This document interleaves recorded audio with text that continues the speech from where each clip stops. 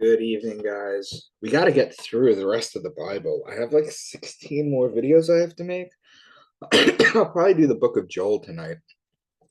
Let's start making our way through because I want this done in a few weeks because I want to start writing my ninth and final book. For those of you who have read and have been asking me about it, it's coming. I already have the ending written, by the way. The last chapter was the first chapter that I wrote in this book. It's the first time I've ever done that. So I know where it's ending. I just got to get there.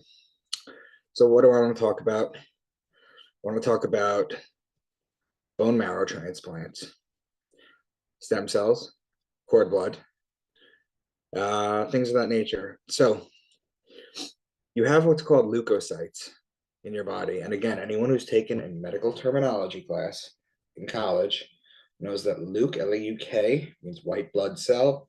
Cyte means cell. That's why when you have leukemia, emia means a condition of the blood.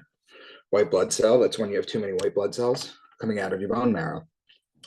Sometimes you need a bone marrow transplant. Now, what they do when they do a bone marrow transplant is they have a 6-point profile that they look for. Most specifically, when the human leukocyte antigen, which is known as HLA, matches or very closely matches a cord blood unit in the registry. So here's the thing. When you give birth, ladies, if you're in the process of or you haven't thought about this, let me tell you that you can store cord blood in, I think, Arizona. You call up the cord blood registry. Now, it's not really that expensive. I don't know how much it is for a year, but I physically used to work as a logistics coordinator where I would get emergency cord blood that had to get to the cord blood site within 24 hours from all over the place. So I worked at a high-end logistics company. I was the logistics coordinator. And I could tell you that the price to move it from wherever you are in the States to your local registry is about $1,000. Now, I don't know about Europe and things of that nature, but why is it so important to store your cord blood? Well, the first thing you need to know is when you give birth, what you need to do is do not let them clamp the cord blood.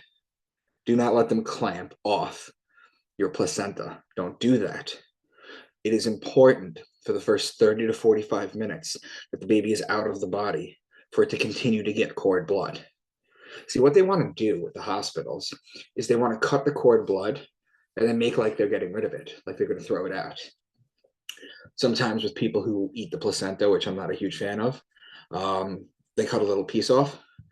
But mostly what they do is they cut it off and they make like they're getting rid of it. But what they're actually doing is selling it because these stem cells in the cord blood are invaluable. So you need to store your cord blood because what's going to happen is down the road, if your child ever has a rare condition, these cord blood cells are perfect for it. See, the body's natural response when you get treatments or organ transplants, for example, you have to be on medicine the rest of your life because what happens is your body views it as a foreign entity and will fight it off. That's what the medicine does. But this is your own blood. This is your own cord blood. And cord blood stem cells are so important because they can be molded into any type of cell. You need a muscle cell, it could do that. You need a white blood cell, it could do that. You need a brain cell, it could do that. It does all this stuff.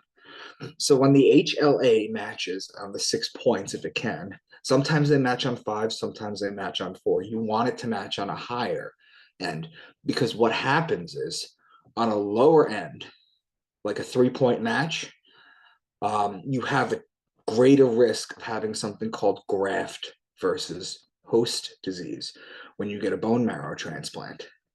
See, what they do first is when you're getting a bone marrow transplant is they irradiate your immune system and then they inject the new stem cells and then from then on it goes, but or the cord blood.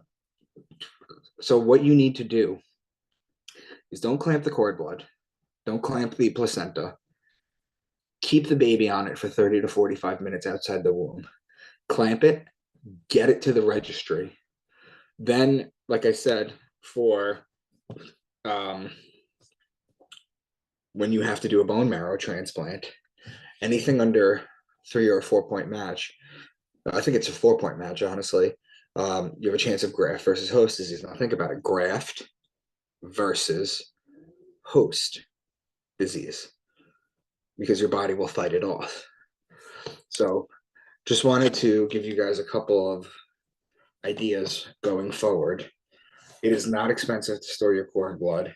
They cryogenically freeze it, and then it's given a number. And then if you ever need to access it, it's invaluable. Ladies, don't get rid of it. So that's all I really wanted to share.